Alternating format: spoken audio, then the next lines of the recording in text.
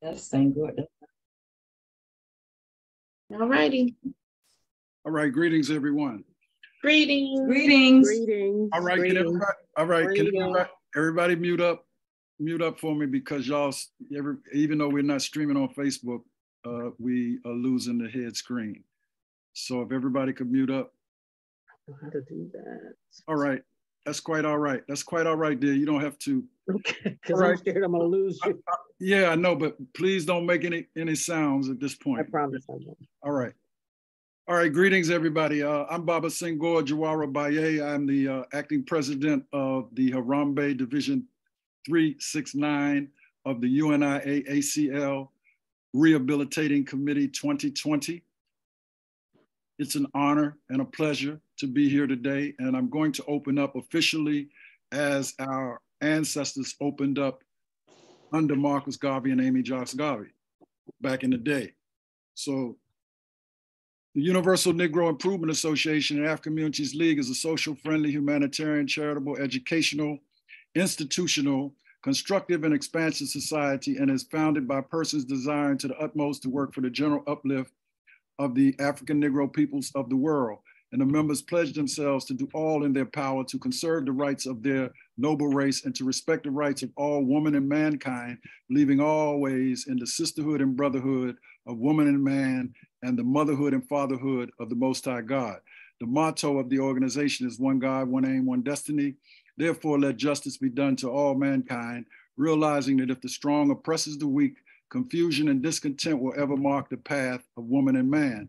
But with love, faith, and charity towards all, the reign of peace and plenty will be hurled into the world, and the generations of women and men will be called blessed. Not by might, nor by power, but by the Spirit, saith the Lord of hosts. God of the right, our battles fight. Be with us as of yore. Break down the barriers of might, we reverently implore. Stand with us in the struggles for the triumph of the right, and spread confusion ever o'er the advocates of might.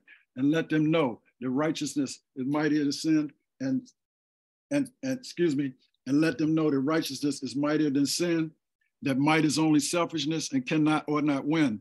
Endow us, Lord, with faith and grace and courage to endure the wrongs we suffer here apace, and bless us evermore. Amen, amen, amen, Ra. So brothers and sisters, before I turn this program over to the Secretary General, let me say, as the first Assistant President General of the UNIA-ACL, Government of the World, it's an honor and pleasure. Hopefully later on, when Baba Mosi comes back in, you'll hear later on from our President General. But at this time, I want to turn it over to our legacy Secretary General, the Honorable Mary Herron Bota. Hello, everyone. Hello. It's so good to see everybody. Can you all see me? Sit up a little higher. Okay, I'm sitting up a little higher so that I can see everybody. It's a great honor and a privilege to be here on our second annual Centennial African Women's Day program. We have chosen 9 women to honor this year.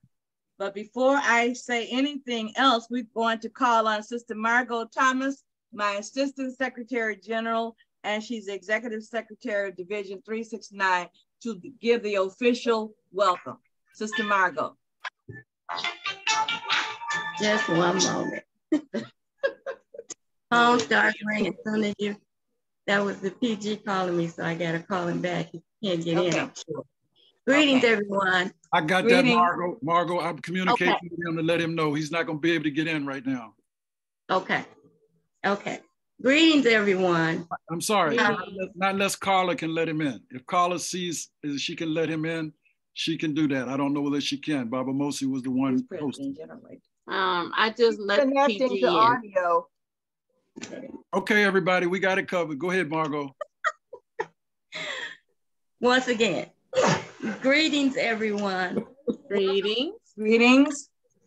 Welcome. Now my dog's talking. Welcome to our Harambe Division 369 second annual African Women League program.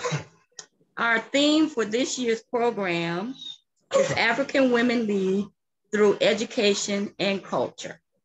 And as Sister Mary said, this year we're honoring 9 beautiful and extraordinary queens who are making outstanding contributions. Thank you. Thank you for joining us and participating today. Okay. Sister Mary. Yes, thank you. Okay, put me back on me now. I know how to do that. Sorry, Johnson. Okay. We have 9 women, as Sister Margot said. Our first honoree is Sister Sylvia Davis. She was nominated by me because she is an outstanding president of Zeta Tau Zeta. And that is, of course, one of the affiliates of the Zeta Phi Beta sorority. And she has been president for at least 4 years, and she's getting ready to start her last year this year. But without further ado, I'm going to introduce her by reading her bio to you. Sora Davis is a wife, mother, and grandmother of a blended family. She also shares caregiving responsibilities of her mother with her sister. Sylvia possesses a Bachelor of Arts in Organizational Communication from Loyola University of Chicago, a Master of Public Administration from Governor State University, and a paralegal certificate with honors from Roosevelt University of Chicago. She has been employed for 40 years as a public servant for the federal government, working at various agencies, including the United States Railroad Retirement Board, the United States Department of Justice, and will end her career at the United States Department of Housing and Urban Development, where she is currently serving as a branch chief in the multifamily housing asset management division. She is also a member of Covenant United Church of Christ, South Holland, Illinois, under the leadership of Dr. Patrick Damon. Sylvia has been a member of Zeta Phi Beta Sorority Incorporated, Zeta Tau Zeta Metropolitan Chicago Graduate Chapter, the oldest graduate chapter of the state of Illinois since January 2011. She has served in various local and state positions, including the chapter president since 2020. Since 2022, she has served as the Zeta Phi Beta Sorority Incorporated State of Illinois Scholarship Coordinator. She is a member of the Order of Eastern Star, UIA Chapter number 2, under the auspices of Queen Beatrice Grand Chapter, adopted by St. James Grand Lodge, AMM and AF, where she has served in various positions and currently serves as the treasurer of her chapter. She has been on the board of the Paul Lawrence Dunbar Alumni Scholarship Foundation for almost 15 years, where she also serves as the scholarship chair and has led the effort in awarding scholarships to many graduates of the beloved alma mater. Sylvia leads her life by the scripture. She lives her life by the scripture, Luke 12:48. Too much is given, much will be required. And she believes in her Christianity duty and responsibility to serve the people. So I present to you Sora Sylvia Davis. Raise your hand so everybody will know who you are. Sylvia. Sora Sylvia Davis. Hello, everyone, and greetings. As an ancestor of the Central and West African people of Cameroon, Nigeria, Ghana, Mali, Benin, Togo, and Senegal, I am honored to be a recipient of the Marcus Mosiah Garvey UNIA Harambee Division 369 Award for Education and Community Service during your second annual Women's Day program. Mark 10:45 states, "For even the Son of Man did not come to be served, but to serve, and to give his life as a ransom for many." Just as the Lord come to the earth and to serve others, we are most like him when we have a heart of service. Although I am blessed to have been able to obtain both my undergraduate and graduate degrees, I am even more blessed to serve in 3 separate entities who award scholarships to our deserving students.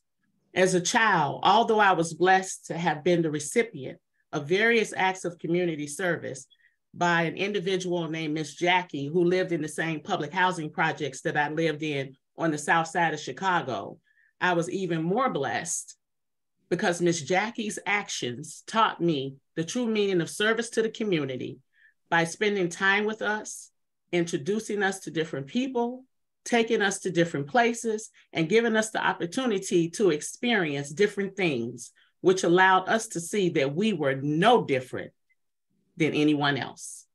It was the planting of that seed that has manifested in my soul and bloomed this African woman to lead through education and culture. Thank you to my family, especially my husband, Oliver, and my friends, who a lot of them are on here today, for always supporting me when I'm begging for different money to raise funds for different things. Thank you to my soror, Mary Boda, for nominating me for this award. And thank you to my sisters and brothers of UNIA for presenting me with this award. I am honored, humbled, and grateful. God bless you all. Thank you. Thank you so much. Ashe. Thank you so much. Down. Going on to the next one. Ashe. Black Power. Congratulations. Okay, he got in. Who's next? Okay. Carla, don't do that. Mama T is next. Yes. I am honored to introduce Dorothy Thompson, a native of Alexandria, Louisiana, received her bachelor's degree from Southern University, BR and a master's degree plus 30 hours from Grambling and Louisiana Tech University. She has a passion for teaching, reading, and has traveled as far as Prague, Czech Republic, Osirius, Jamaica, and Toronto, Canada, to enhance her knowledge of teaching and reading. Her great accomplishments to date are becoming a reading specialist, scoring a 99 on a state compass evaluation, being regarded as a highly effective teacher, being named Teacher of the Year, and being the recipient of Harry Blake Award for Educational Excellence in Shreveport, chapter of the NAACP Harry Blake Religious Award and the Black Star Award in Shreveport, Louisiana.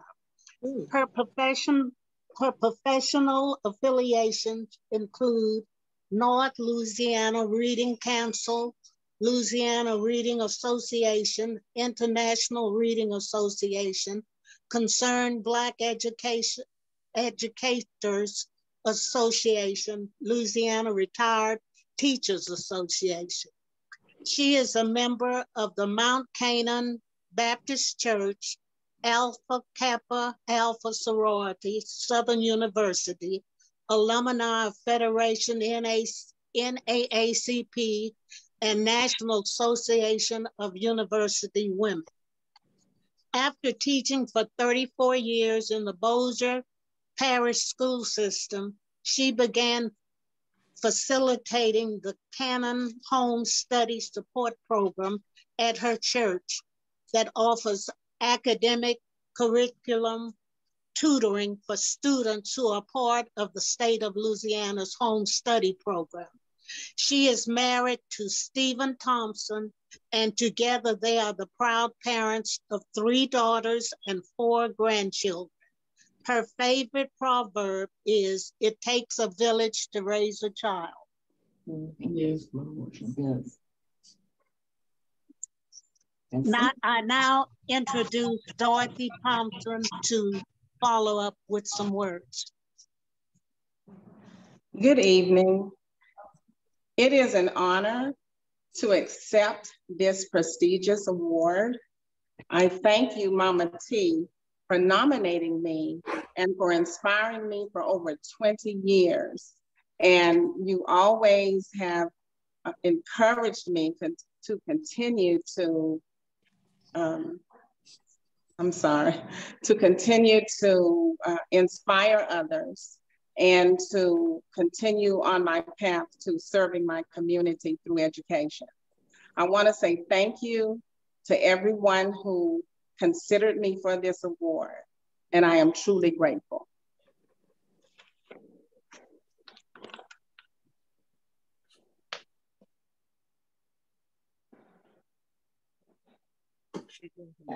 Thank you, Congratulations, Dorothy. Okay.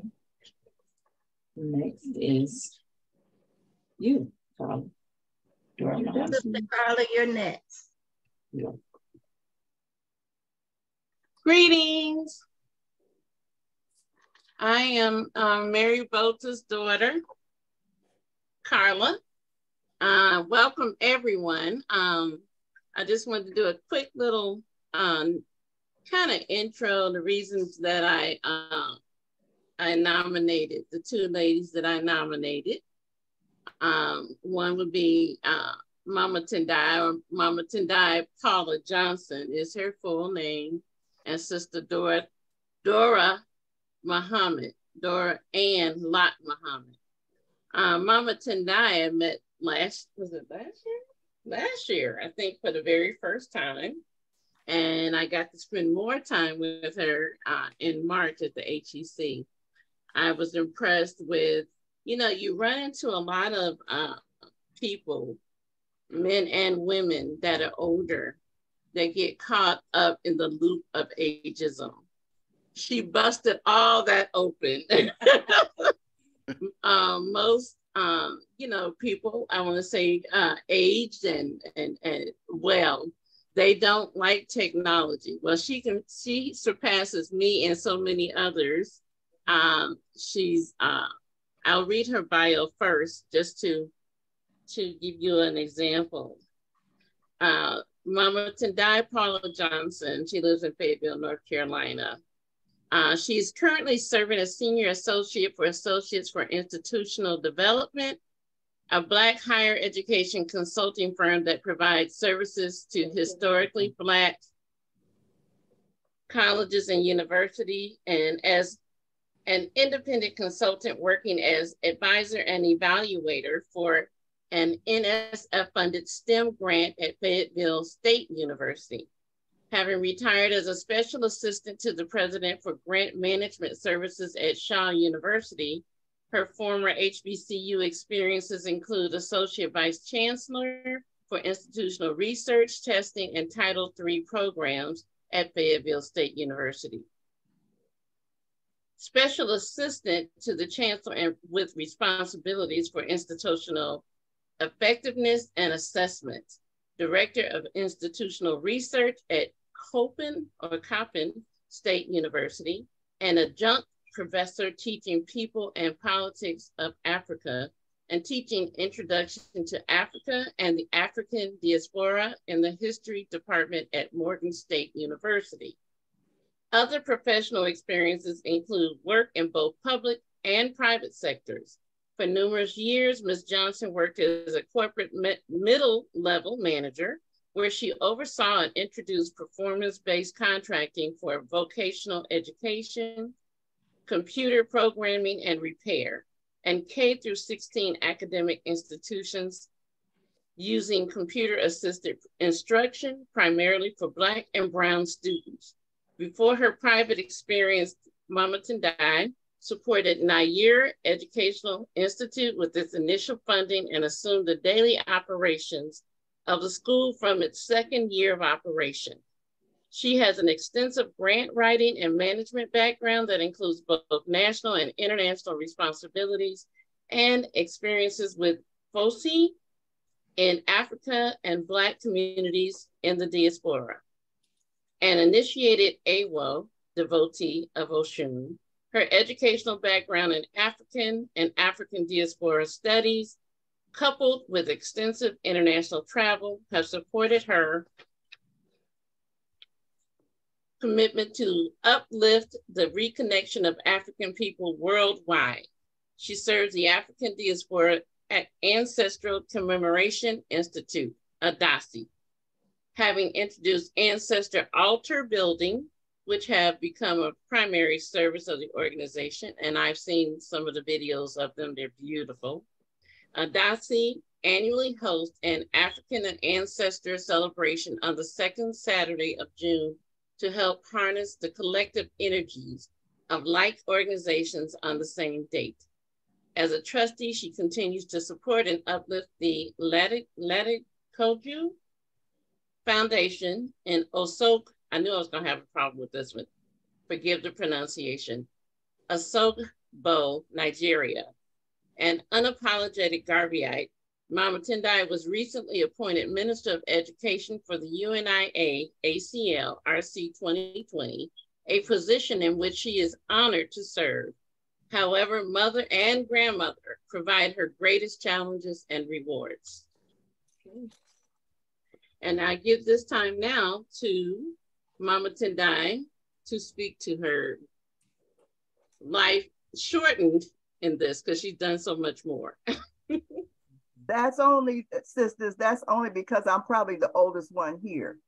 I doubt that. No, I'm older than you, Mama. Oh, okay. I think so. I'm 78. Oh, Mom's 83. I'm 83. I got you. I got you beat. 82. Okay. Okay. Oh, see, now see. Okay. I'm on my way. On your way. I am grateful and truly honored. You know, we do a lot of work in our communities, internationally and nationally. We connect with each other, and we're usually so busy working, we never stop to either honor each other or accept our honor and our rewards. I am grateful to receive this acknowledgement from especially from the UNIA-ACL RC2020, as we are trying to move forward to reconnect our people and to manifest what Amy and the Honorable Marcus Mosiah Garvey devoted their lives to, which is the complete liberation and self-determination of our people. So I accept this award, being honored to be in the presence of all of these wonderful other 8 women who are being honored for the work that they have done. And I appreciate the organization and each and every one of you sisters, and congratulate all of you sisters in the work that you have done and continue to do. Ashe. Congratulations. Okay. Congratulations. And I also say to that, God bless the child that's got his own. That's got his own. Thank you, Carla. Okay. And my second honoree would be Sister Dora Muhammad. I'm not sure if she's made it. She did have a commitment with Minister Louis Farrakhan. She's very heavily involved and has been for years in the Nation of Islam, and she's worked there as well. But I will go ahead and read her bio. Sister Dora Ann Lot Muhammad, born March 5th, 1961, was raised in the middle-class Inglewood community on Chicago's South Side. Her mother and father taught her as a young strong lady, economic leadership, organization, and work ethics. Dora completed requirements at Roosevelt University in Chicago for a bachelor's degree in business administration. She was later hired to train managers for retail shoe companies such as Naturalizer, Red Cross Shoes, Fashion Evans, and Milgram and Kagan, the largest shoe retailer in the Midwest at the time. Dora successfully managed low-value stores, making them productive $2 million stores in just 1 year. During the same time, Dora worked at the prestigious Loop Foot Health Center in downtown Chicago and completed over 29 years of service as senior physician's assistant and office manager. Her clients ran the gamut from general patients right up to the ladder to judges, city council, and state public officials. During the early 1980s, Dora Muhammad became a member and supporter of the work of Minister Louis Farrakhan and the rebuilding of the Nation of Islam.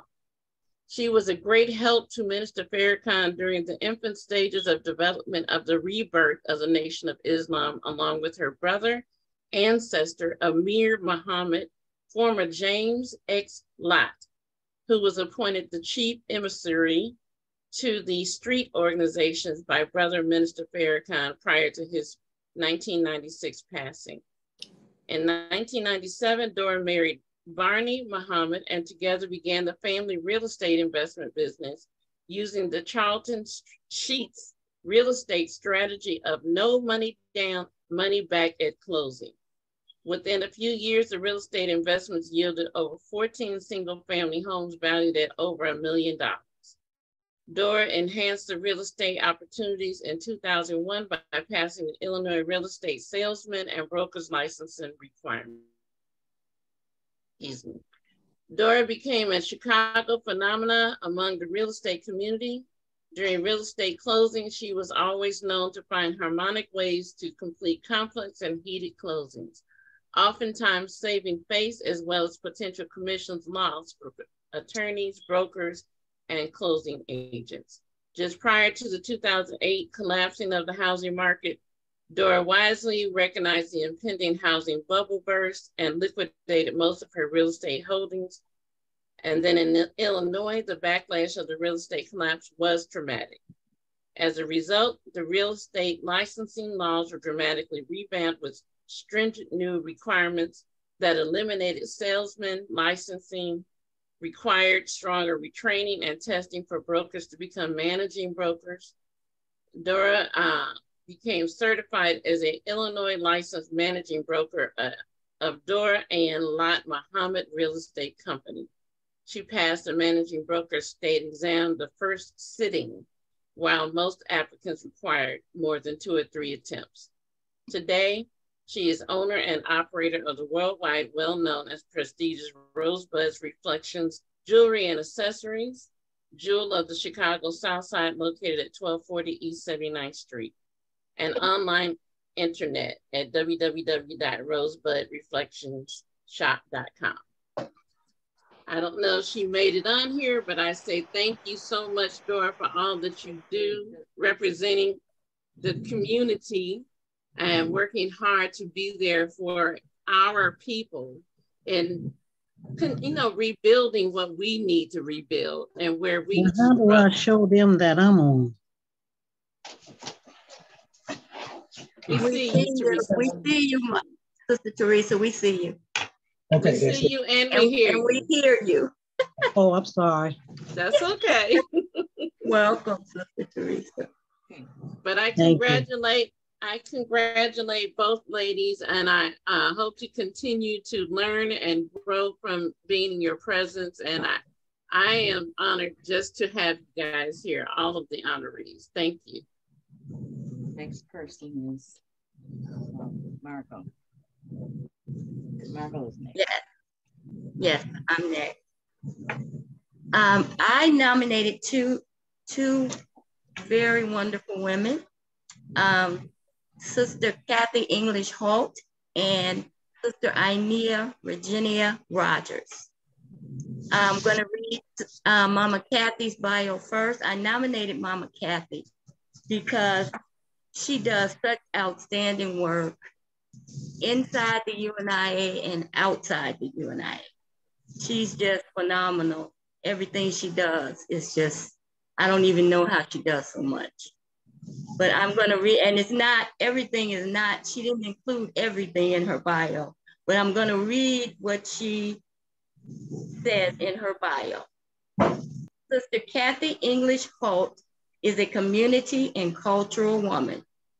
She is a mother of two, bonus mom of 3, grandmother of 2, and bonus grandma to 4 children.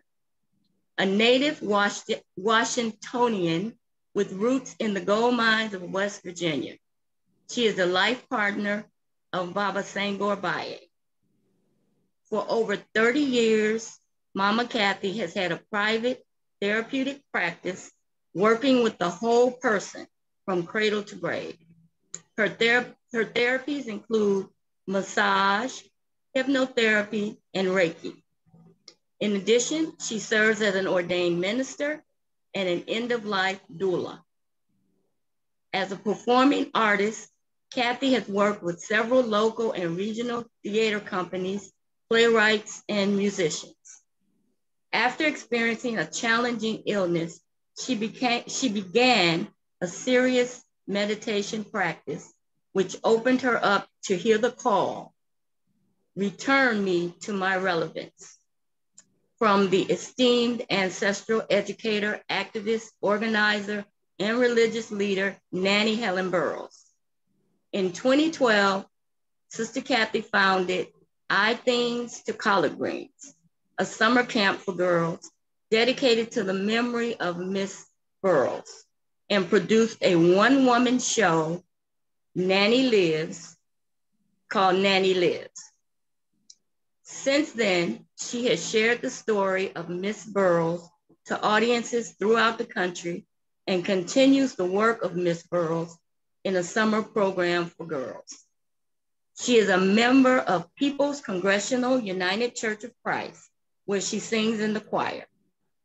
Mama Kathy volunteers with numerous organizations and collectives in the city around spirituality and social justice work. Her daily mantra is lead me, guide me along the way, for if you lead me, I will not stray. And her purpose is to be in the hands, feet, ears, and eyes of God as she knows it to be.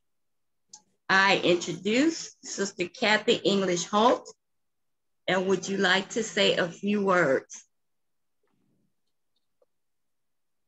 Let me unmute. First, thank you so much, Sister Margot, for nominating me. And to all of the honorees, congratulations. I feel very honored to be in your presence as the UNIA gives forth these honors to us around education and culture. I believe it was Shirley Chisholm and many others who said that service is the rent you pay for living and the privilege of being here on earth. And that is what I grew up with. And so I need to call my mother's name, Greta English, who lived a very short life. She was only 48 when she made her transition, but she poured into me that service is not something that you do in your spare time. It's something that is a part of who you are. That's why we're here, to serve. And she's the one who taught me that we are the hands, the ears, the eyes, and the feet of God. And so whatever we do, we are supposed to remember that and do it as God would have us do it. So as a member of the UNIA and formerly serving as the First Lady of the UNIA, this is quite an honor. It has been such a tremendous experience to be in the company of all of you beautiful people, the brothers and the sisters, and to see and hear about the work that you're doing in your own communities. So I can only say, if I can continue to live my life in the way that I see my elders, Sister Mary Bota, Dr. Tendai, Sister Margot, and all the others who are older than I am, but whose feet I follow in. I just hope that God gives me the strength and the grace to continue to do the work that I do. So I thank you so much, Sister Margot, for the nomination, and for the organization for thinking about doing this for the African women. For we give it all to God and the ancestors. We would not be here if not for that. So I just say thank you, thank you, thank you, and congratulations to each and every one of you as we continue to do our work for the upliftment of our people. Race first. Race first. Thank you, Sister Kathy. Thank you, Sister Kathy. My next nominee, Sister Nia Rogers.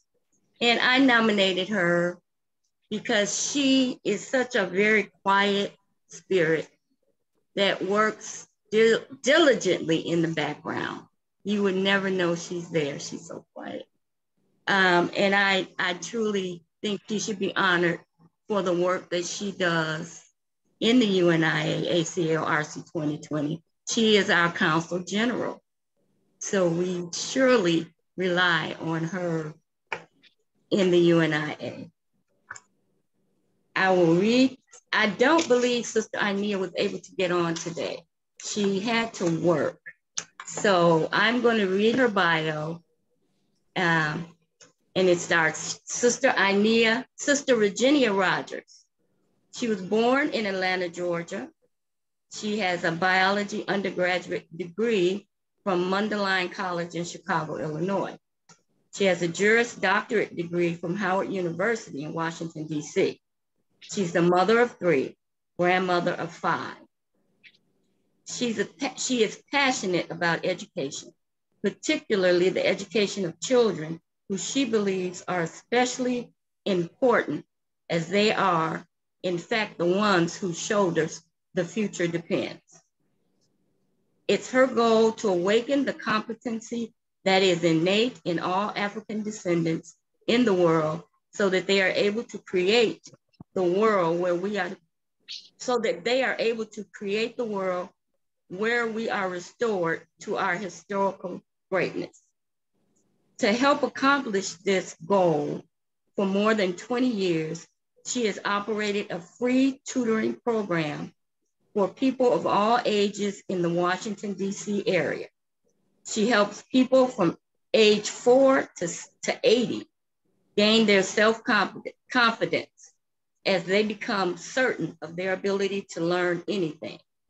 She presently homeschools her 2 grandsons who are 11 years old.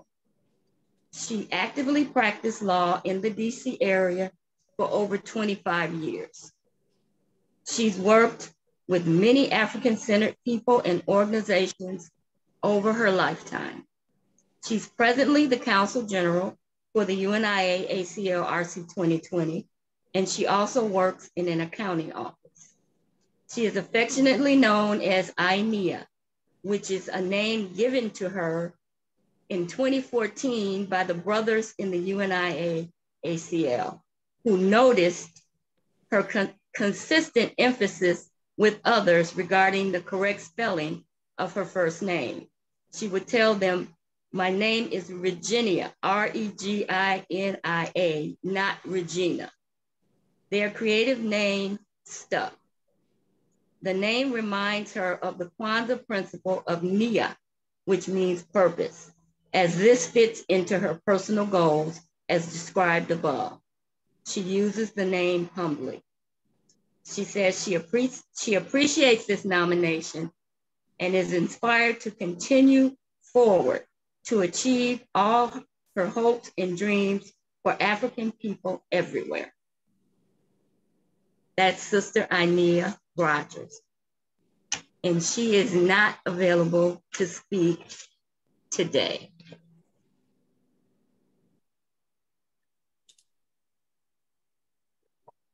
So thank you, Margot. Thank you. Mm-hmm. So next is Mother, Sister Mary Belta. In lieu of a musical selection, she will be reading a poem today. And the poem is, I'll put my picture up. Okay. It's called The Black Woman.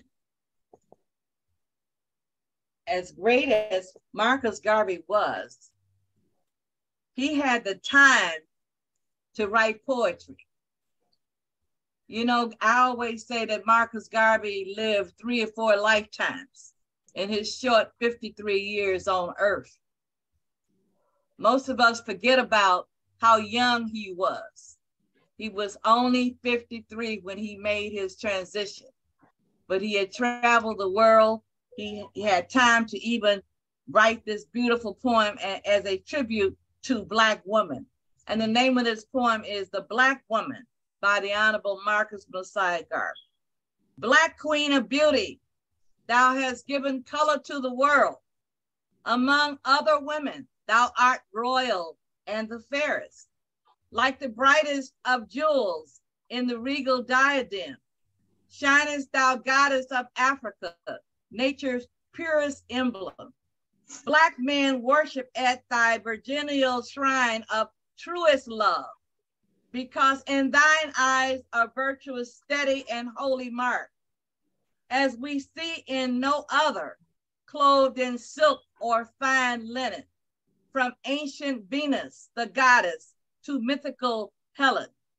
When Africa stood at the head of the elder nations, the gods used to travel from foreign lands to look at thee. On couch of costly Eastern materials, all perfumed, reclined thee, as in thy path flowers were strewn, sweetest that bloomed. Thy transcendent, marvelous beauty made the whole world mad, bringing Solomon to tears as he viewed thy comeliness. Anthony and the elder Caesars wept at thy royal feet, preferring death than to leave thy presence, their foes to meet. You in all ages have attracted the adoring world and caused many a bloody banner to be unfurled. You have sat upon exalted and lofty eminence to see a world fight in your ancient African defense. Today you have been dethroned through the weakness of your men, while in frenzy those who of yore craved your smiles and your hand, those who were all monsters and could not with love approach you, have insulted your pride and now attack your good virtue. Because of this union, you became mother of the world, giving tinge of robust color to 5 continents, making a greater world of millions of colored races, whose claim to beauty is reflected through our Black faces. From the handsome Indian to European brunette, there is a claim for that credit of their sunny beauty that no one can e'er to take from thee, O Queen of all women, who have borne trials and troubles and racial burden. Once more, we shall in Africa fight and conquer for you, restoring the pearly crown that proud Queen Sheba did wear. Yeah, it may mean blood, it may mean death, but still we shall fight, bearing our banners to victory, men of Africa's might.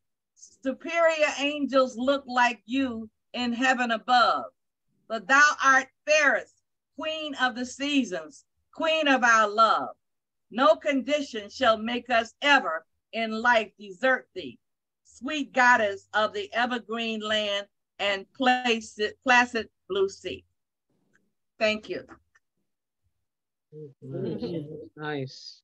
That was the Honorable Marcus Messiah Garvey, a tribute to Black women.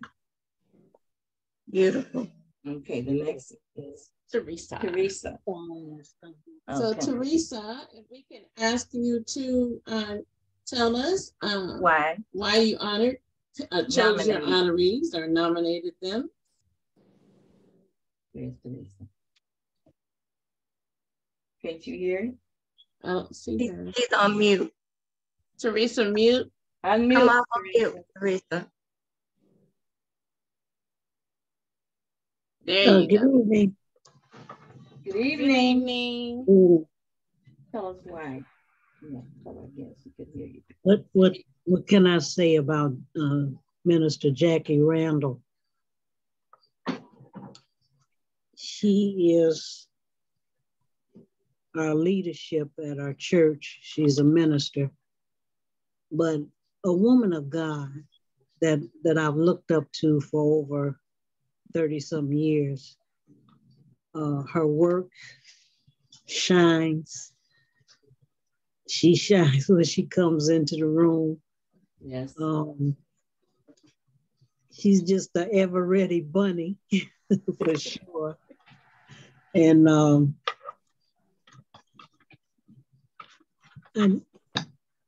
just at a loss for words because she's such a phenomenal woman. Yes, she is. And I look up to her. Our church loves her. Her leadership, her teaching is exemplary. I've learned so much at her knee.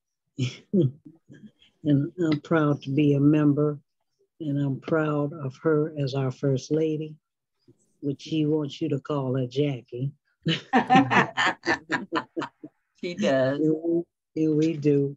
Her sweet spirit, her diligence, her beauty, and that smile with the little dimples. Yes. Absolutely. I'm just proud to be her friend, her sister, and what can I say? Oh, yay. I nominated her because she deserves the accolades from the UNIA. Yes. Thank you. Okay. Thank you. So Mom is going to read the bio for you, Teresa, because I know you had a little trouble opening it up. Yes. So Mom's going to go ahead and read it for you. This is the bio from Minister Jacqueline Lynn Randle. Minister Jacqueline Lynn Randle is a native of Gary, Indiana. Is the fifth-born daughter of the late James and Mary Louise Gray. She accepted Christ in January 1985 and united with the Mission of Faith Baptist Church under the leadership of Reverend Eugene L. Gibson Sr. During her tenure at Mission, she faithfully served under three pastors, Reverend Eugene Gibson, Reverend Charlie Butler, and Reverend Michael Randle. Her duties included Associate Minister, Christian Education Director, Sunday School Teacher, and Prison Minister. Minister Randle answered the call into ministry in May of 1999 and was licensed by the Mission of Faith Baptist Church on May 16, 1999. In the spring of 2004, Minister Randle earned a degree in biblical studies from the Moody Bible Institute, which in her words was the experience of a lifetime.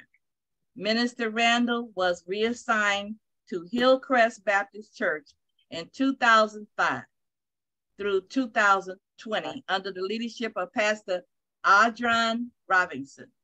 In 2020, Minister Randle was called back to the Mission of Faith Baptist Church, along with her husband, Reverend Elmo Wesley Randle, as pastor and first lady. She is also director of Christian Education and the Women's Ministry. Minister Randle is the wife of her best friend, Pastor Elmo Wesley Randle, and are in their 39th year of being as one. Together, they have raised 4 children and are the proud grandparents of 5 girls and 1 boy. So let's give Minister Jackie Randle a big hand as she comes and respond in her own way. Minister Jackie Randle. You all are going to have me in tears over here. My goodness. Yes. I first want to tell Dorothy that I'm from Louisiana also. I'm from Bastrop, Louisiana. Isn't that something? Yes. Yeah. Okay. Yes. And it's just an honor, all of these special people today, all of you. Just hearing all about you is just an honor to be here today with you, amongst all of these beautiful people. I want to give a special thank you to Sister Teresa Thornton. She's my sister in Christ, and just thank her for this nomination. Teresa and I, we go way back. Our hearts just came some time ago and linked together ever since. And my mama, Mother Boda, Mother Mary, as I call, she just stole my heart the first time I saw her.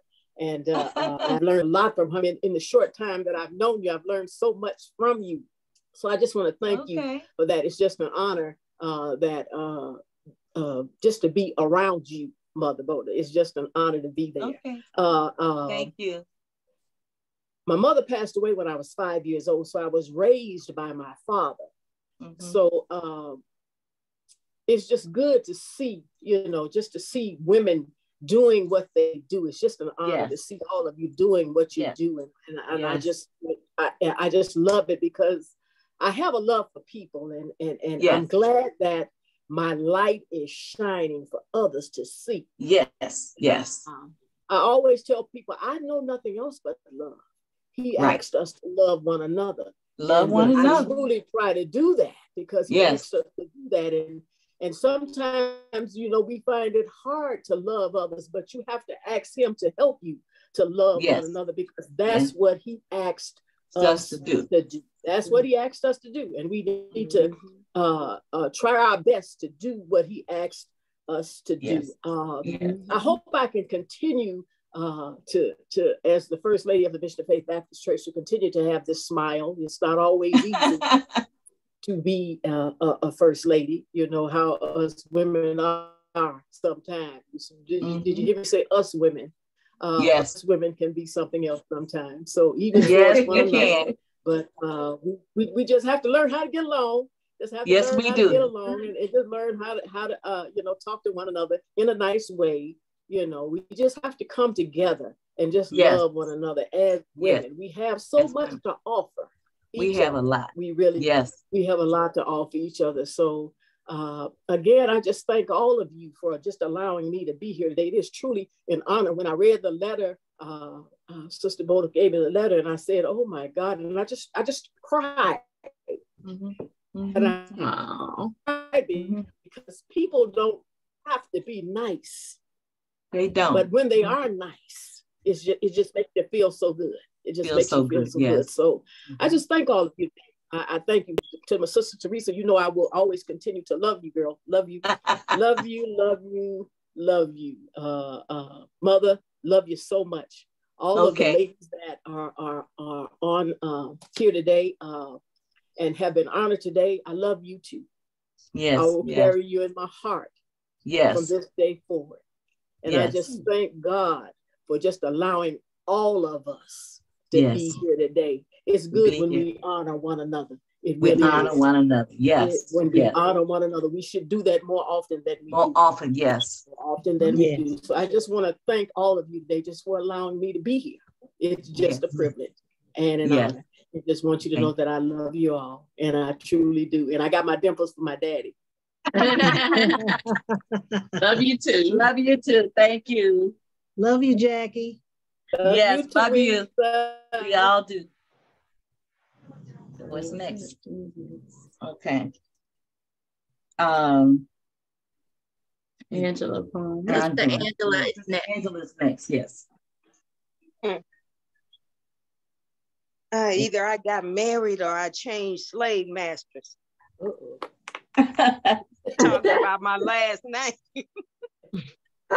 I'm speaking about my last name on the program. Oh, I'm sorry. Her last name is Angela Randle. Angela Randle, not Angela. Oh my God. I don't know where I got that was just a joke, ladies. It was a joke. We'll keep going. Okay. So sorry, Sister That's Angela. okay. My first nominee is Panderina Soumas. And I've known Panderina for over 20 years now. Wow. And her humor and her wit kept me from crying a lot of days sitting on Barksdale Air Force Base trying to make sales. We've been through a lot together. Wow. Panderina is a culinary historian, artist, and chef, is a rooted native of New Orleans and surrounding South Louisiana parishes, but resides in North Louisiana, the city of Bossier. Okay. Though the Soumas family had strong traveling ties through the military, in the military through her father, the Soumas family never lost touch with their cultural roots out of New Orleans, surrounding South Louisiana parishes as they traveled abroad. Coming from a long lineage of Creole culinary artisans, Chef Panderina contributes Soumas heritage Creole creation products and catering with Creole culture and cuisine, and the author of Soumas Heritage Creole Cookbook to both maternal, paternal, and extended South Louisiana Creole ancestors. Chef Panderina is well respected and known for past years participating in well-known area events such as the Mudbug Madness Festival, the Red River Revel Festival, Shreveport Farmers Market, LSUS Continuing Education Cooking Courses, and a strong networking marketing affiliation with the Shreveport Bossier Tourism Commission. Chef Panderina's vast variety of small and large Creole culture themed catering venues have graced many events throughout Northwest Louisiana, Las Vegas, and Florida. Chef Panderina is the eldest of 4 siblings, the mother of 1 son, and the grandmother of 4. Chef Pan's integrity and branding has followed her throughout her years, both personal and professional business, as her disciplined, creative culinary skills promote her cuisine of Louisiana Creole. Chef Pan has been recognized in many Louisiana and abroad food article magazines with honored opportunities as Louisiana's front cover photo ambassador for the 2015 Official Visitors Guide, 2015 and 2018 with the Shreveport Bossier Tourism Bureau, with repeat printings in the Louisiana State Official Inspiration Guides with visually representing Northwest Louisiana from 2015 to 2019. Panderina Soumas also represented Shreveport Bossier and East Texas I-20 downtown Shreveport billboards.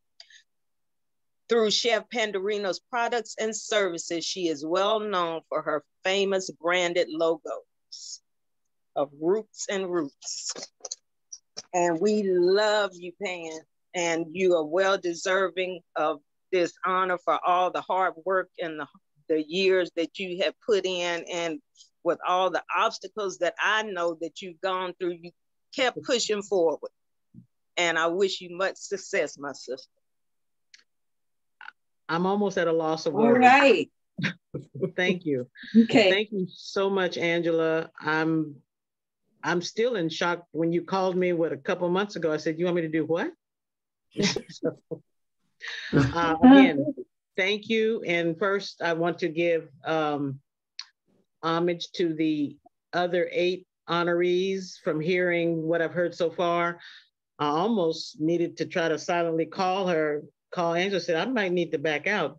You women are doing phenomenal things in your community. It's very well just received with so much honor and love to be among you women and learning from you.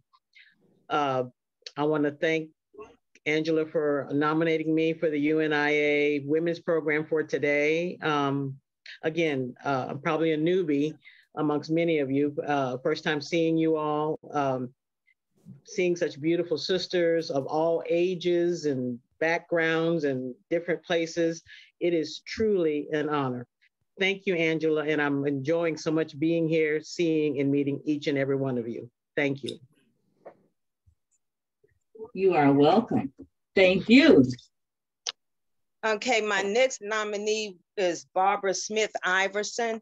And I don't think Barbara was here. Actually, Barbara has been going through some things here in Shreveport. She was on the Shreveport City Council, and because she's such a little fireball and really cares about what happens to Black people in Shreveport, they found a way to get her removed from the City Council with some districting stuff about where she lives.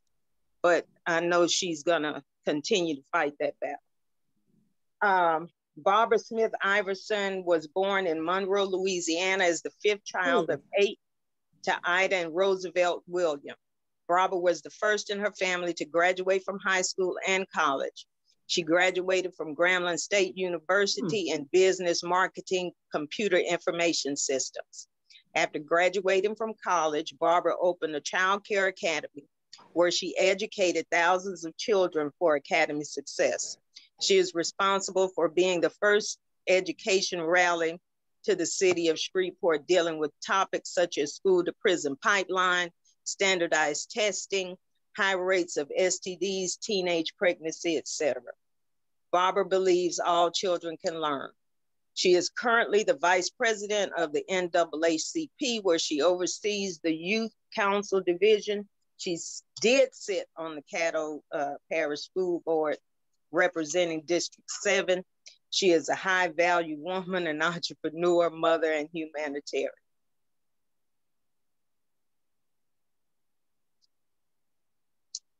Thank you. Thank you.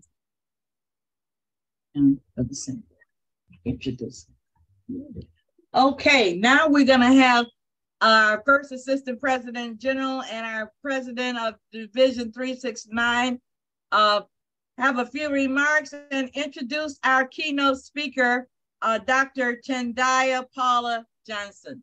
Brother Senghor. Yeah, I'm here, you all, and I'm moved. I'm moved by all of the powerful African woman energy that is being expressed today. Some of the most important things that I heard were love each other, respect each other, honor each other, humble yourself to once you're honored. But you see, my mama used to tell me, she said, Senghor, I really appreciate all what you do with the UNIA, but it's critical to recognize for the rest of your life. And I've always told you that when you were young, that's what she used to tell me. Always respect Black women, because all life comes through Black women. And our God never made no mistakes. Every mistake made on the planet has been done by the great creation of humanity. And so it's our responsibility to correct those issues, because God has given us everything. He's given us the ability to love one another, to hug one another. And here in the UNIA, we believe in life after life, meaning we are spiritual beings having a physical experience, but our spirit that came from our Most High God, Mother, Father God, lives on forever. So while we are here, it is important for us to, as I heard earlier, accentuate the positive in each other and love so that we can bring the healing to the planet. And that's what Marcus and Amy Jocks Garvey were all about. So we in the UNIA like to say African women rule. And because the world is upside down, is because the world has not properly respected the African woman. And it is important to remind ourselves, like I said, my mom, became an ancestor in 2003, but I'm still learning from my mother. I'm still learning from the lessons she taught me, and I will forever be learning from our mother. So to all of the Black men that are out there that hear this, whether they're with us now or whatever, respect the Black woman and understand that you should not play with the Black woman, because if you upset her, she will straighten you out and discipline you. And we as leaders in the UNIA, and you'll hear from my PG, my good brother, Malik, Keely Malik and Krumah, and he's gonna tell you the same thing. But we don't play around when it comes to Black women. We understand Black women, and Mama Mary, you are the elder of our posse today. Yeah, okay. You always been. You always have been on point with keeping us straight, with not getting caught up in the AI and taking notes. Mm-hmm.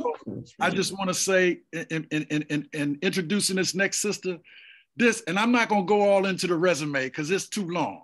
I mean, Carla did a little bit of it. But Mama Tendai she ain't no joke. She's been consistent since I've known her. She's been about African culture. She's been a great mother, a great grandmother, and her mama was like that too. I want y'all to know, I think she lived to be about 107 or something like that. Mama Tendai will correct me. But Mama Tendai— 110. 110. Oh my goodness, wow. So Mama Tendai we're blessed to have her serve us as she's continued to serve always since I've known her as the Minister of Education. But now officially, she has that title to go along with all her other titles. But one last thing I will say before I turn the mic over to her. She is like my mama. And so when we say Mama Tendai, we really mean that, Mother Tendai, Mary. We're not joking when we say that, because like I said, us being spiritual beings having a physical experience, all the reflections of our natural mothers come out in sisters like Mama Tendai. So without any further ado, like I said, the UNIA government is blessed to have her as Minister of Education. And I know that we're going to be putting structures together that the world will know for generations and generations to come, thanks to her vision and her mindset. So without any further ado, Mama Tendai. Yay, Mama Tendai. Amen. You all have humbled me to the point where, you know, it's very seldom I lost for words. But I am with this group. But I want to start off by not just acknowledging my sisters, but I also want to let you all know I have something in common with almost each one of you. Reverend Jackie, I grew up in Indiana. Sister Panderina, my youngest son, is a classically trained chef.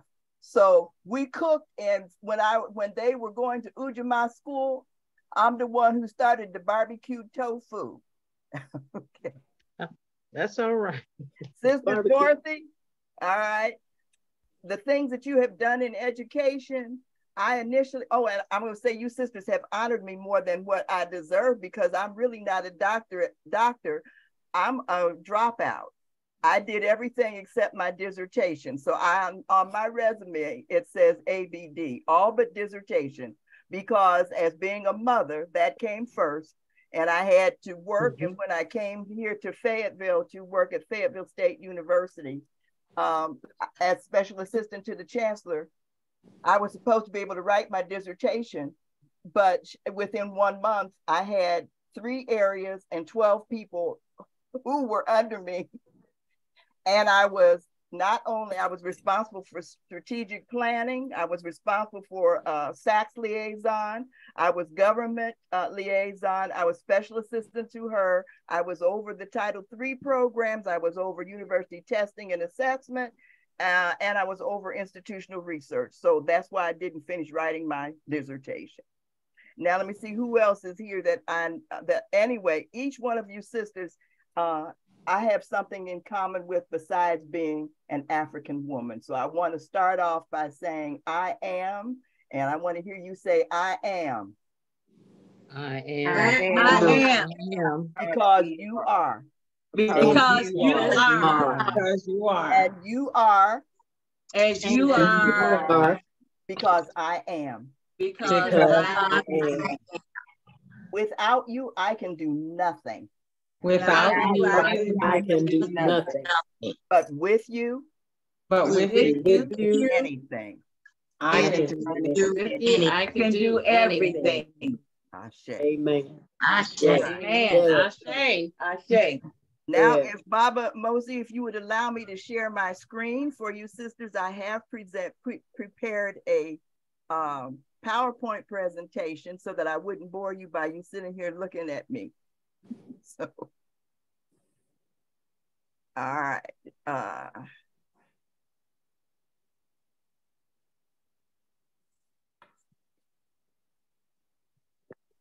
Okay.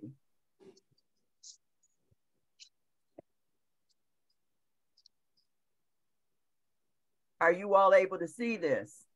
Yes. Mm-hmm. Okay. Yes. All right.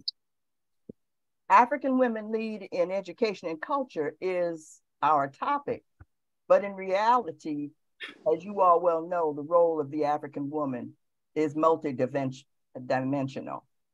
We are not only the mothers of civilization, we are the wives of those who seek leadership. We are sisters to each other and to our family members.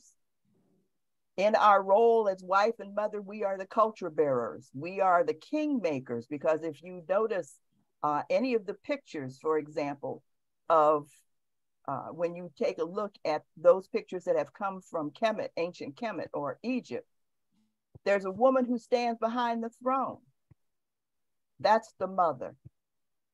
And she stands behind the throne because she is the one who makes him king. In other words, she is the one who has the authority to pass the spiritual energy on to him to help him to be able to become what he is supposed to be. We are the teachers, and therefore we are leaders. We are workers, as all of you sisters have explained today. And as workers, then we're builders. The other responsibility we have is to be a unifier and a supporter of each other, of our people, of our programs, and to sustain all of that is good and right within our people. In truth, we perform a role in every aspect of society. As you can see in the picture that I've put here, these sisters who are so bold looking in the picture, because we assume positions in each and every area, as you all sisters have demonstrated today as your bios were read. One of the main things we have as responsibility, even though within many of our churches and whatnot that are headed by men, we're in truth the cultural icons. And the reason why I say that is because in the African tradition and the African worldview, we see the world as a unity of opposites. So there is the male energy and there is the female energy. So we are the complement. As we have also come to understand, biologically, we are the magnets and the men are the electricity. But through us, we give life. And because we're able to give life, we are able to sustain humanity on the planet. Now, what do I mean here by what it says? We take that which has no life and use it to create life. I want to just share one of the myths from Kemet. Most of you all have heard from about Asar and Aset, or Isis and Osiris.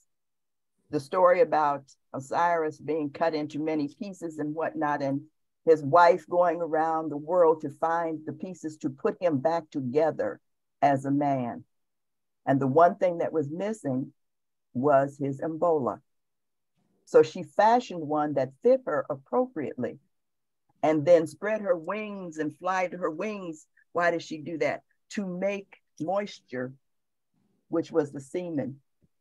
What does that mean? Because she then created life, and Heru, who is also looked at as Jesus the Christ, Heru came forth through that divine. That was the way that in Kemet, divinity was explained.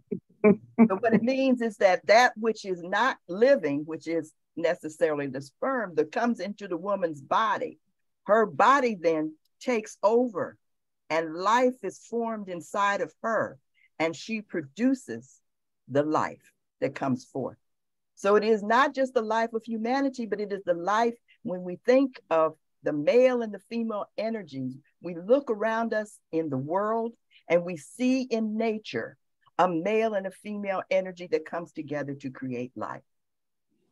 So through our understanding of that spiritual energy, which is not limited to religion, but is more than, because religion, of course, is a set of ways of looking at the world and thinking and helping us to be able to organize ourselves and to be able to live in a certain way. But we express our spirituality through that religiosity. And why am I saying? Because it's mama who sings to the baby when he's born and puts those things in their ear and whispers what he's supposed to be or she's supposed to be, and gives all of those wonderful things about family and culture.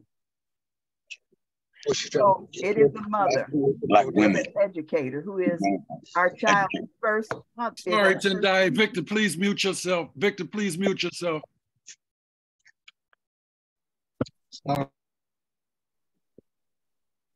As an educator, because we're looking at the various roles that we perform, we are formal and informal educators. So regardless of formal training, the mother is the child's first teacher. It is through the mother that the child learns how to walk and talk and how to communicate within the community, how to act within the family, learn what is appropriate and what is not appropriate, and learns how to take care of himself, meaning the activities of daily living, washing his face, taking a bath, brushing his teeth, so on and so forth. And it's through her involvement with the child and with the family that the child learns how to communicate within the community.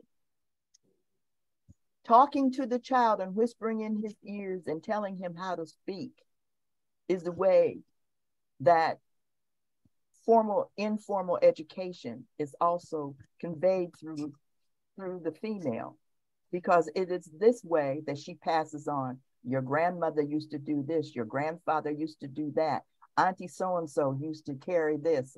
Uncle so-and-so used to do that. And that is the beginning of teaching the history of the family and being able to master that and to pass it on as a cultural icon. I just wanted to share a few of some of the political warriors that we know, because as I had said, women are in every aspect of our society, and whether we are seen or not, the society would not be where it is, would not be able to carry on without us. Just look at some of these political warriors I have here. Amy Jacques Garvey.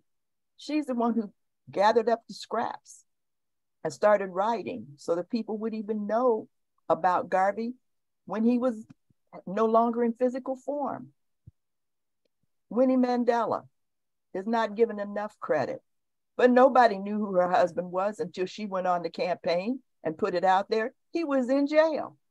He was in prison. And she carried his name and brought the world to know who he was.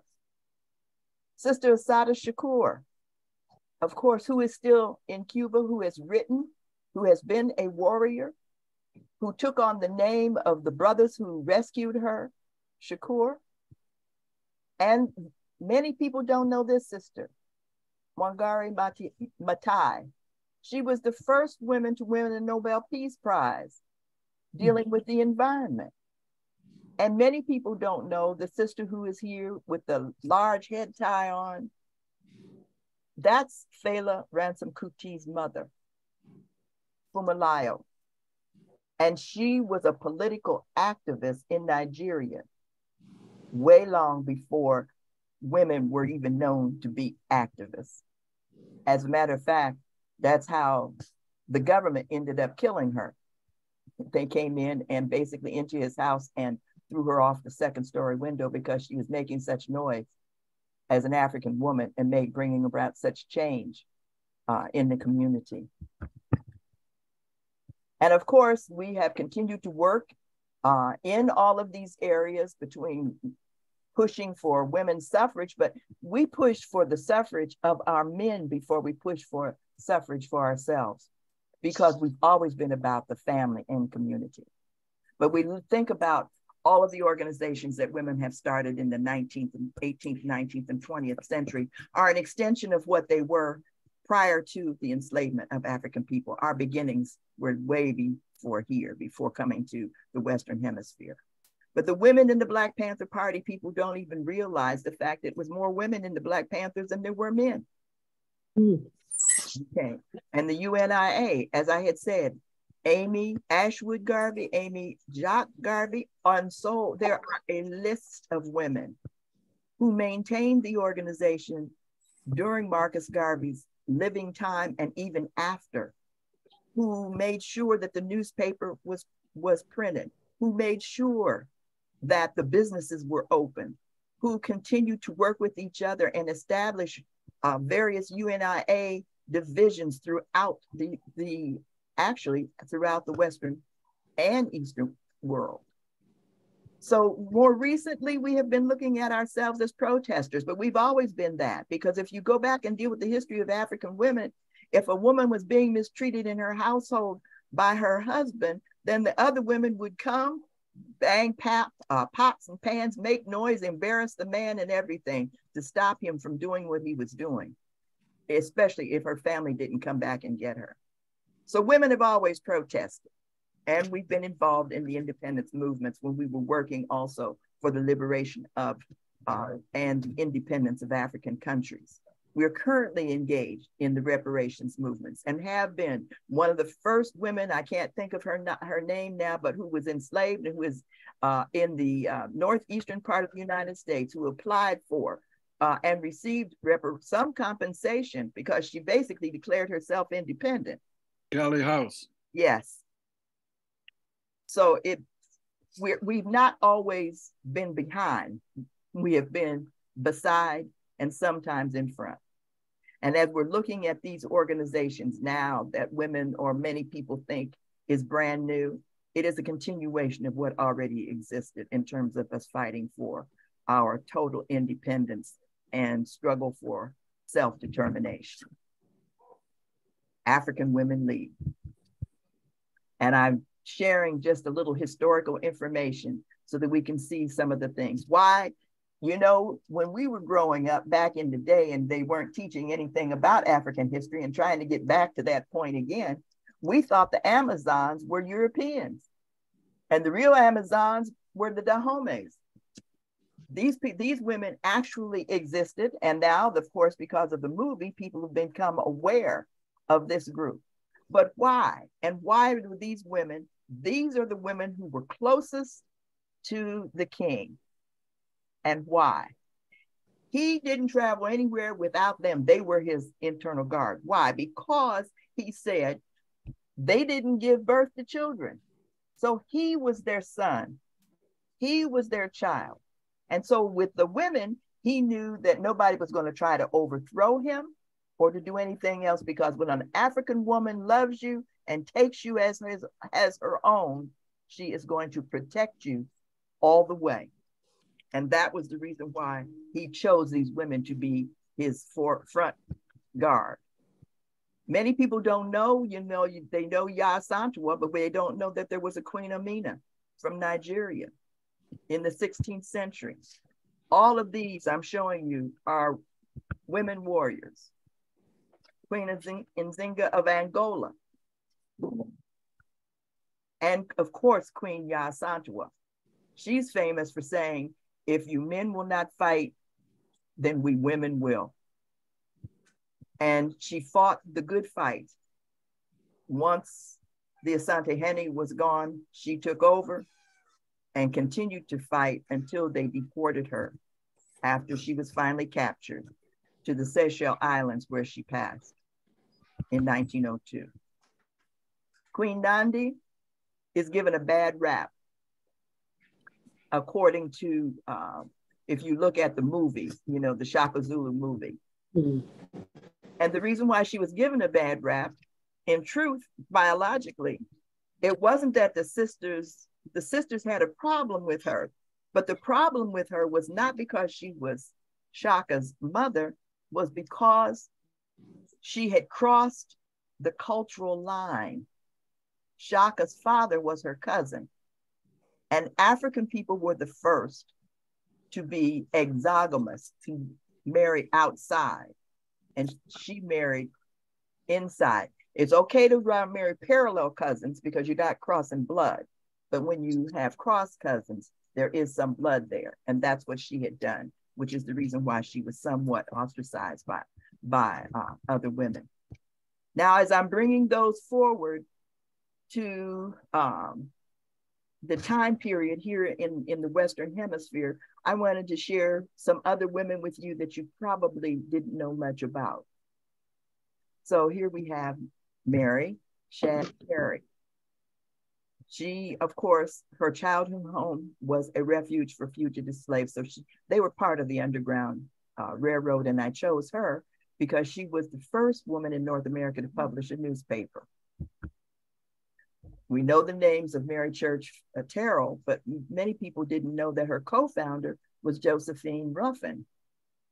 Okay, and they're the ones who were instrumental in consolidating Black suffrage groups across, not just in women, but for the suffrage of Black people overall.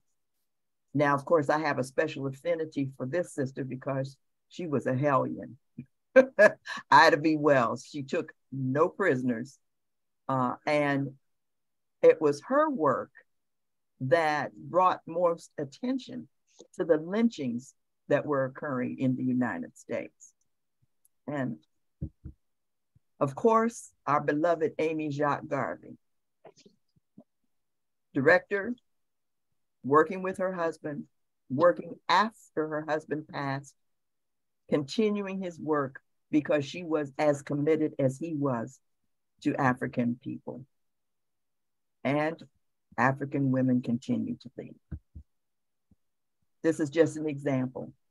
This sister is the first one who began and who was on the city council to push for reparations in Evanston, Illinois, which was the first place.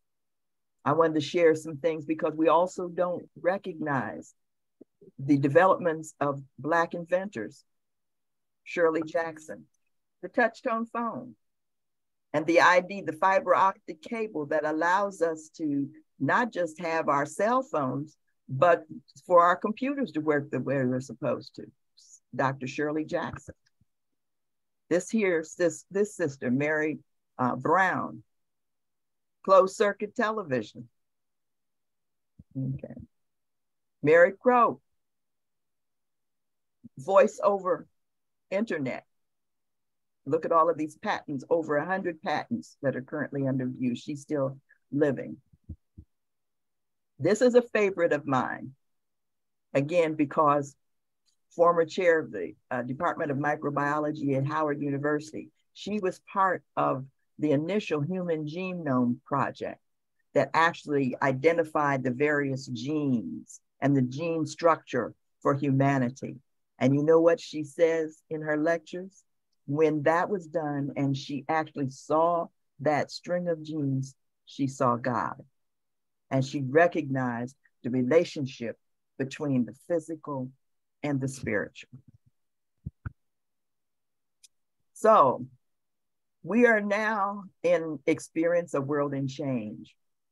We've had the pandemic most recently, and we know that there are other pandemics looming to come forth. What did we learn from it, and how are we going to use it? As a result of the changes that are occurring in our society now, there's a great deal of fear and uncertainty and anxiety, and it's manifested, as we can see, in our youth. We now have new ways of communicating, not just through our cell phone, but we are now communicating with robots. We don't even recognize that's what we're doing. You know, when we get those phone calls that drive you crazy, and you pick up the phone and there's a delay. Okay. As a result of the pandemic, we have new ways of working. We're working from home now. I work primarily from here, even though I'm still working with HBCUs. I come down to Grambling, y'all. I fly into Monroe, but I need to go into Shreveport so I can see my sisters over there. we have a result of that. We have a new way of socializing. I'm down here in North Carolina, but I consider all the folk that you have seen up there who are in DC, that's my family. I don't have any family down here. My family's up there. But because of this capability that we have now through the computer and Zoom, I can socialize with all you sisters. I can talk to you, and I can talk to Carla. I can talk to Mama Mary and everybody else. So as a result of that, we have a new way that we have to maintain our culture, and we have new alliances. This is the age of technology. With, as I had said, the discovery of the human genome.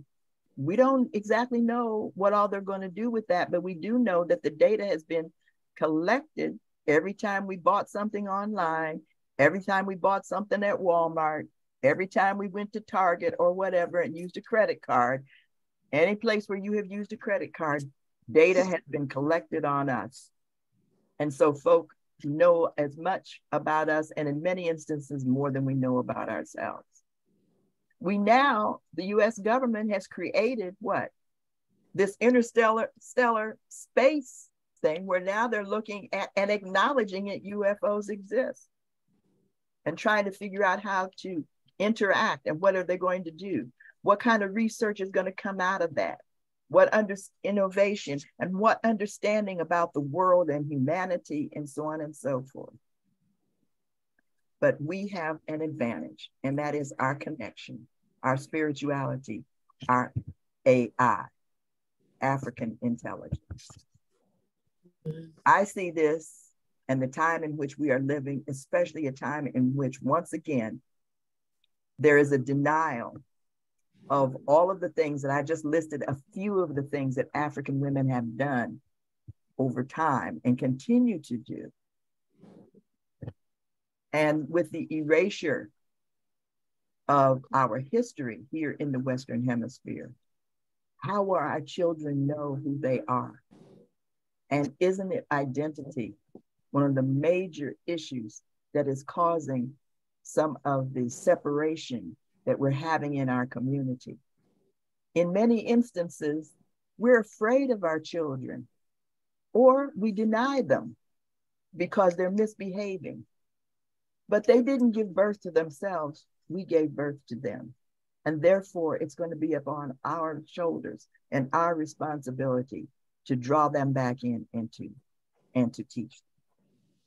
These are some of the things that we're going to have to do, because we're going to have to really understand our history and be able to teach the history from its inception in Africa, and not just as people who were brought here and enslaved. I don't use the word slaves. Enslaved, because our people were never slaves because they never volunteered. They were captured and they were enslaved. And we must continue to be innovators. These are the questions that we have to ask ourselves. What's going to be our role in this new normal? I read yesterday or Friday that the most recent issue that we're going to be confronting is not just the denial and the erasure of Black history or African history and Black history, but where they're closing libraries. Libraries are now becoming what's referred to as detention centers. And when I worked in corporate in the 80s, listen to what I'm saying. I was working for a computer company, and they then in the 80s were trying to figure out how they would be able to maintain control by 2025, when they figured they would no longer be the majority in the United States. Why am I saying that? We're having difficulty doing a 5-year strategic plan when those who are warring against us have a 100-year plan. So these are the things we're going to have to look at. How are we going to educate the youth of today and stop the downward spiral of our communities? What mechanisms do we need to use? How we will instill Garveyianism and Pan-Africanism? And why is it important? Because our salvation is in our unity. Our salvation is in recreating and understanding and living our African culture. Our salvation is our Pan-Africanism. Our salvation is the philosophy and the teachings of the Honorable Most High Marcus Mosiah Garvey. Where will we start? These are some things that the UNIA already has. The UNIA already has an academy. It has a course of African philosophy. We do Freedom Friday forums where we actually use the technology to expose people who will tune in to all the things that are going on among African people across the world. We have within our organization and with all of us who are here today, we've got educators, we have entrepreneurs, we have spiritual supporters, we have talent in every arena that we can think of. And so my charge to us today is, this is what I want to do. I want to form an education committee. I want to work at preparing a strategic plan that's 3 to 5 years and prepare a 1-year action plan. And why? When I reached out and said, what should we do? Or if you had something burning, some of the things we talked about were after school programs, Saturday programs, and camps, which Sister Kathy has a camp. We have some of the sisters here who already have after school programs and so on and so forth. How can we expand on those and introduce those concepts of Pan-Africanism in each of the areas?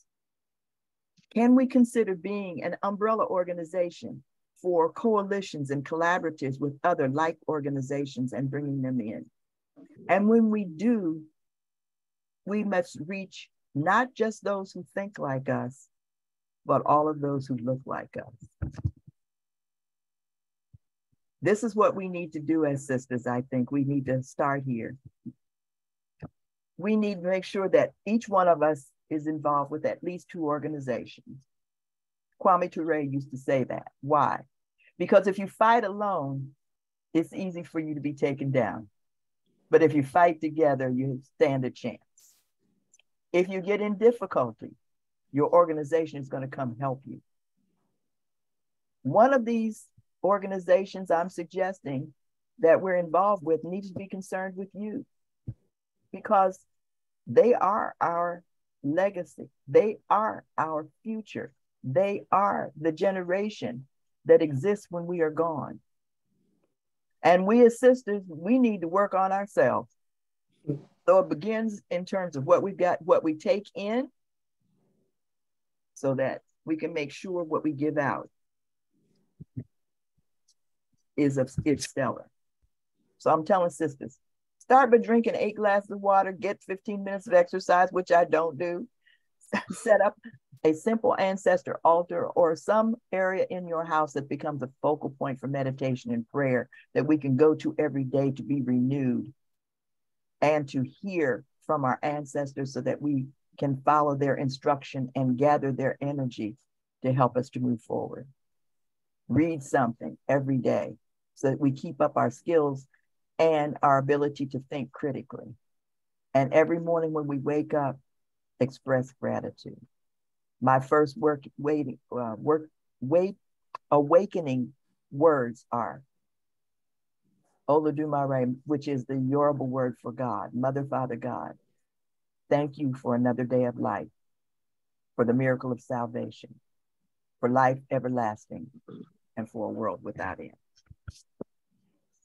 In my closing thoughts, I'm saying we're reminded of our responsibilities for our liberation and the self-determination of our people. If we're mothers of civilization, then we are going to need to act like it. Let our work speak for itself. And most importantly, I listed sisters who have done some amazing things. But think about our sisters who don't have anything and who are uneducated, who are too young. You know, I'm saying we in working in the schools, I have to constantly remind folk, we're living in a generation now where a great-grandmother is under 50. So I'm saying, back in our days, if a young woman had a baby out of wedlock, grandma raised him so she could go on back to school and do what needed to be done. Now, the mama is 11. She's a grandmother at 22 and a great-grandmother at 33. And a great-great-grandmother at 44. We have not really analyzed what that means in our community and how it is affecting our ability to pass on the things that we're responsible for, which is our culture, which is education, which is spirituality, which is how to conduct yourself, how to comport, how to be a member of our community and our society. So I'm saying we've got to have a mind reset.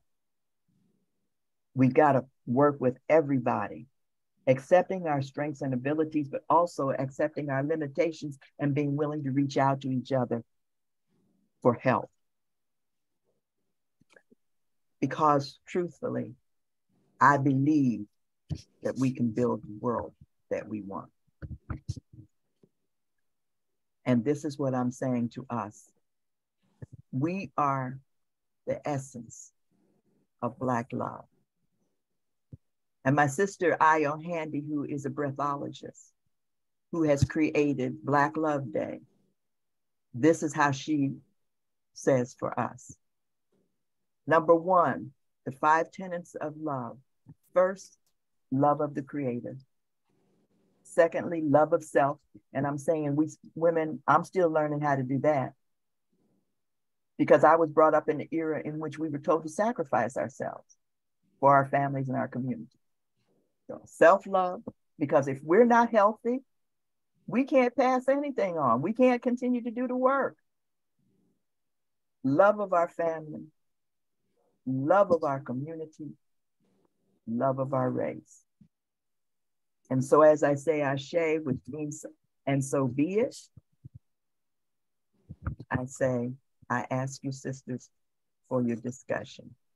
What would you like to discuss around the things that I have presented today, as you all have honored me to be able to speak with you on this day? Ashe. Ashe. Ashe. Oh, yes. Powerful. Ashe. I just want to say thank you so much. Yes. I feel like I've gone through a master class. It was a master class. On how women, Black women lead. So Mama Tendai, thank you so much for that uplifting, inspiring, and educational PowerPoint. I know when you said you're gonna go to PowerPoint, I said, we in for some very serious reasonings and sharings, which that was awesome. And of course, as we always say in the UNIA, we got to continue to keep that vision out there, keep that message out there. So as the president of 369, I just say to Mama Mary and Carla and Mama T and all the 369 members and Margot, y'all see this goal that we got right within our own house? I'm talking about gold. But I ain't talking about gold that you spend. I'm talking about gold that you learn from within. And so there's going to be many more opportunities, Mama Tendai, and I really appreciate how you closed out for discussion, because I know all our sisters got some more to add. However, we can't continue to go on too much longer because we've been holding everybody for a good time. However, we will continue this because you, as the Minister of Education, you just gave a whole litany of education about the African woman, which is connected to everything that we are about. And I'm going to save the closing words for our President General. And I want to just thank you. And I know Mama Mary and all of us, we ain't going to just thank you on this Zoom. We're going to continue to thank you. We love you. We appreciate you. And that's why you're the Minister of Education. Yay. So just want you sisters, and I just got that position. And I'm saying it's humbling And I just, you saw at the bottom, that's what I want to do, because everybody on here has something to give for us to develop an education program for the UNIA to go forward. So I really want to pull folk together, and that it's better to reason. Mama Tendai, you know, you always been doing that work, but see here now that you just laid it out there, you just called it for the committee. And you know, me and the President General are absolutely clear. I hope everybody on this call is absolutely clear. When you call for committee, you're talking about the collective. You ain't talking about everybody expecting you to, you know, give us guidance and the structure. I mean, yes, give us the direction and the guidance, but you can lead on that committee because it's gonna take not just a village to raise a child. It's going to take all the Africans that are conscious to raise the world back up. Yeah, that's right. That's right. So we know this is big work, but we know titles are important, but the most important thing is the work that comes from those that have the titles, because that work will go on forever. And that's so important because we're building a legacy. But without any further ado, I don't want to take away any of the thunder that the PG is going to lay down on us. I know he's been listening this whole program. I know he got a whole wealth of information, because like not only was his teachers who were taught by Garvey African men, it was also African women who took the course from Marcus Garvey, who taught our President General, Baba Akili Nkrumah. So without any further ado, thank you, 369 members. Thank you, guests. Listen up, listen up. We won't hold you too much longer, but without any further ado, President General Akili Malik Nkrumah. Hotep family. Hotep family. Hotep. I am awestruck by the sister queens that are on this call, and Mama Tendai, to your presentation. It reminds me of some of the classes that I took with Sister Isaac of the UNIA, taught by the Honorable Marcus Messiah Garvey. I want to take an opportunity to show my appreciation and respect for all of the sisters that are recognized. Because when you say that the work is what unites us, the work is what unites us. If you look at the spectrums of sisters that were honored today, it speaks to the work that unites us as a people. It speaks to the work that has had us as a race to survive. It speaks to the work that will jettison us into the future. It really doesn't matter how many people see or recognize that work. What matters is we do. The most powerful woman in my life was my mother. Yes. Most powerful. Second to her was her sister. That takes nothing away from other sisters, because that's how I learned to appreciate you. I didn't learn to appreciate you for your life-giving skills. I learned to appreciate you for your leadership, for your capabilities of directing and continuing a family to survive, because that's what those women did. And across this spectrum, regardless of every and all degrees that you have, or one that you didn't get because you didn't finish your dissertation, we grant it to you. We grant it to you. You become Dr. Tendai, we grant it to you. Every sister here grants you that by virtue of their ability to work in their spectrums, not necessarily knowing each other, but also working together to make a difference. I sat here and I asked, why am I here? The sisters are handling this. What can I add that's going to be of value? And so here's my addition. African women lead. African women's leadership allows brothers, men across the spectrum to succeed in a world that wants them to be unsuccessful. Our success, if we understood it properly, is because of you. I am who I am because of those who nursed me, fed me, grew me, and taught me how to stand up, defend you, and then be humble in my defense of you. You understand? To defend you, but be humble in my defense of you. I've listened across the spectrum. I believe the work will unify us. The work. You sisters on this call are an example of the work that is being done, that is unified by those who have brought you to our attention to say, look at what African women do. Yes, yes. Not what African women need, what African women do. Because what African women need, they already have. What we have to understand is that we are the ones who are in need of African women in order to lead. Because African women lead. That's not a cliche for the UNIA-ACL RC2020. It was a statement of fact that we had to recognize the leadership of African women, regardless of the titles that we have. It is all of you. And as I have listened to all of you and your write-ups and your biographies, and then listen to your response, I want to say, all of you who are in Chicago, in 2024, we will be in Chicago. I expect all of you to become a part of what we do in Chicago. Yes. Mama Tendai, I look for you in Chicago, regardless of where else I see you.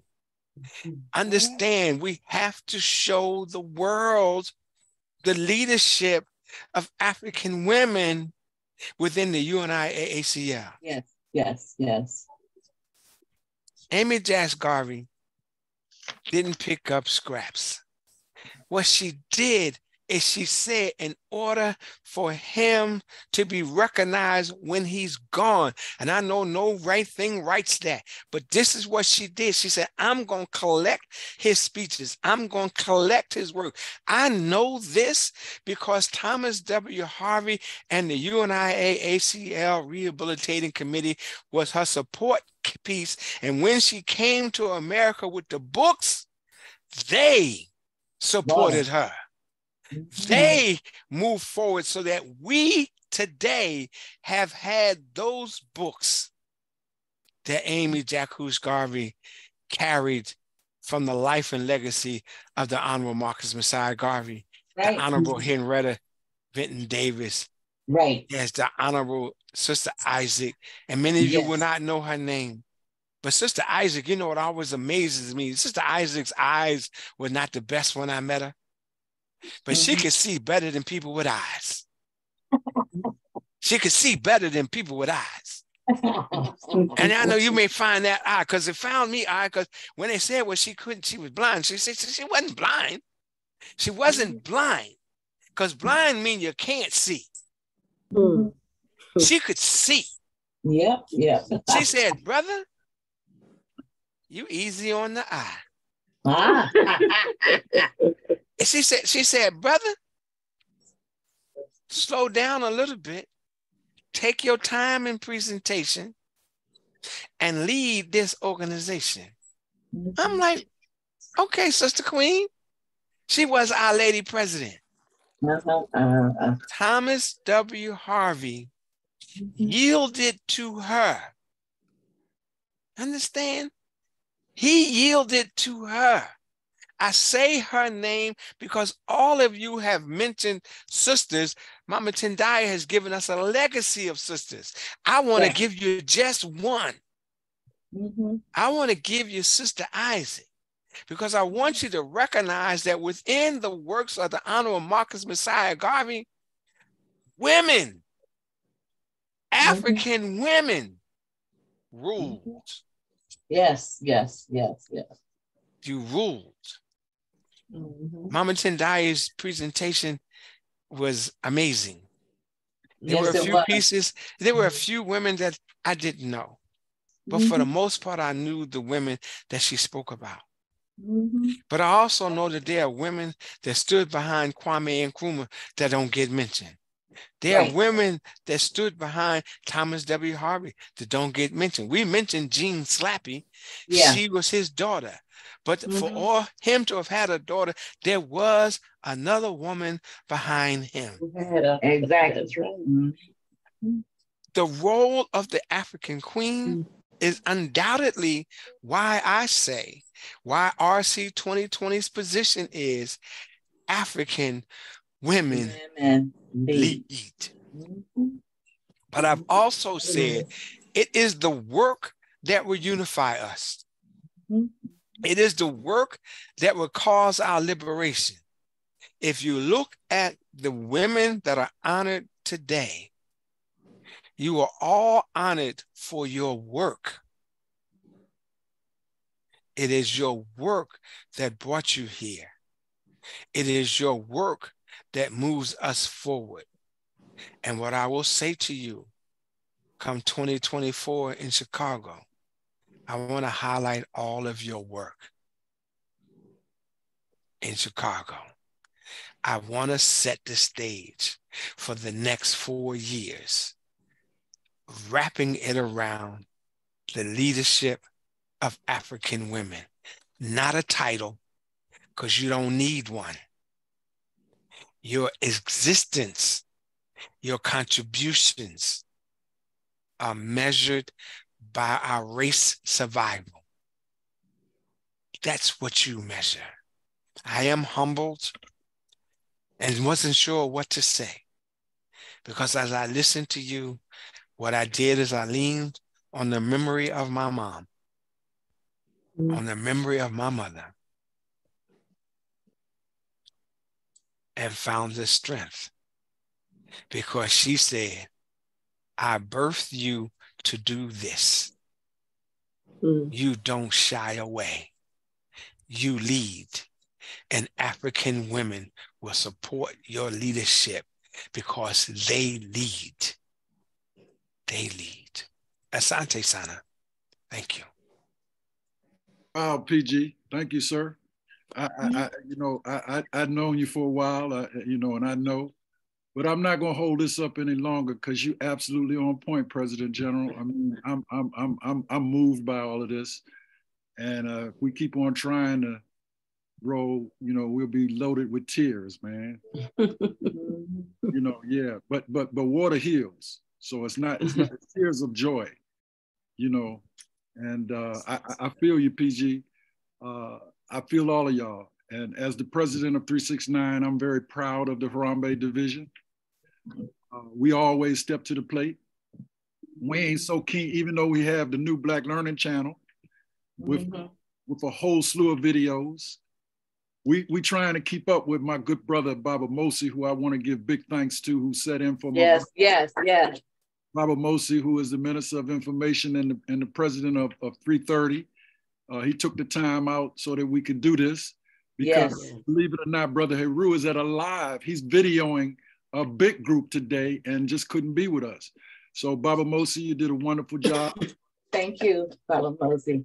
And thank you. Even though they tried to, the old day, as they say, when positive people come together, there's always that little energy that tries to disrupt things. Right.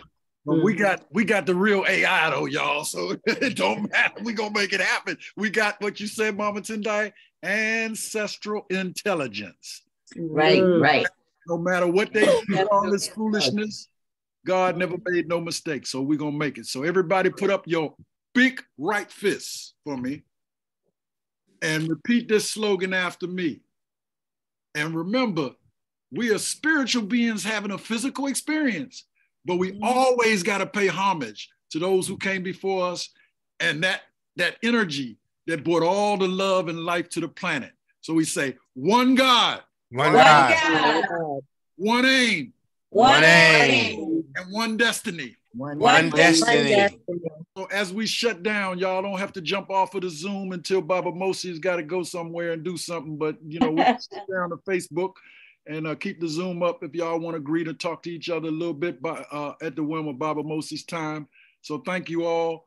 One more time, everybody will get their certifications, their certificates. Everybody will get a copy of this particular program. A Zoom, and you will get programs. Give us a few days to get it uploaded. Thank you, Carla, for all of the energy as co-host, but thank you so much also for being the guidance, because, you know, as the elders always say, Mary, you know, we ain't done yet. Right, right. But we got you, Carla. We got your generation. We got the young folks to help. Sister Margot and Carla, they help us out. Yeah, and Margot, we definitely want to hail up all of the leadership of 369. And PG, thank you for taking time out on this Sunday. Oh no, if I may. Yes, you may. It's not taking time. It's not just even the responsibility of the office. It's the honor to be a part of honoring sisters. We have to recognize your value because you go far beyond our limited understanding. And males have a limited understanding. Mama Tendai's her PowerPoint spoke to women in your role, which also said, why don't men understand that? See, you may not have picked that up, and you may not have wanted to see it, but she sent it in and talked about African women and said very little about African men. I don't know that that was the plan, because I know the idea was to show you your role. But the reality is, if showing you your role says I didn't have a role, that's a truism that men have to recognize. She said in her presentation how sisters made kings. Check it out. How sisters made kings. You will not find a king in history to ever say the sister made me king. Right. Because our male ego won't let you do it. We did this, or I did this. Let me be quite clear. I am not President General because I am a male. I am President General because the body chose me. And most of the body is sisters.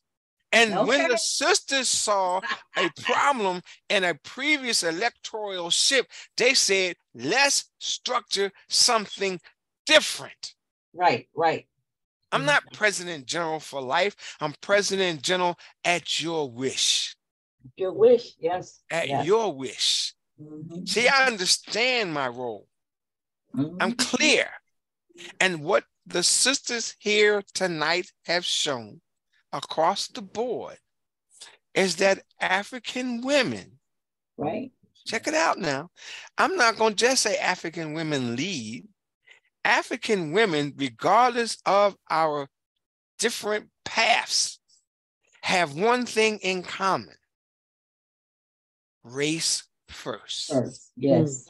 Yes. I don't care that you said, oh, I'm going to be in this technology and it helped the European.